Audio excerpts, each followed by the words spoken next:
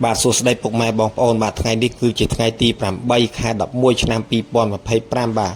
ឃើញថាពុកម៉ែបងប្អូនមកពីបណ្ដាខេត្តនេះច្រើនមែនទែនមកទទួលការព្យាបាលពីលោកគ្រូបាទលោកគ្រូអ៊ីស្លុងបាទគាត់មកពីខាងប្រទេសម៉ាឡេស៊ីគាត់មានបទពិសោធន៍ក្នុងការព្យាបាលជាង10ឆ្នាំកន្លងមកហើយនៅឯប្រទេសម៉ាឡេស៊ីបាទថ្ងៃនេះពុកម៉ែបងប្អូនបានអញ្ជើញមកឲ្យលោកគ្រូព្យាបាលសម្រួលសរសៃបាទគាត់មានបញ្ហាគៀបសរសៃកប់សរសៃលៀនទ្រនាប់ឌីស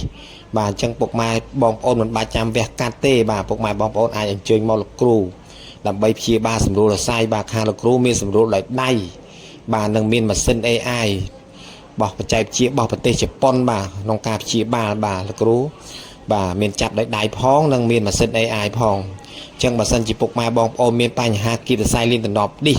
ពុកម៉ែបងប្អូនមិនអាចវះកាត់ទេអាចអញ្ជើញមកព្យាបាលបានបាទសម្រាប់ទីតាំងលោកគ្រូនៅខាងក្រៅវត្តសំរោងដែនរាជធានីភ្នំពេញបាទសូមអរគុណ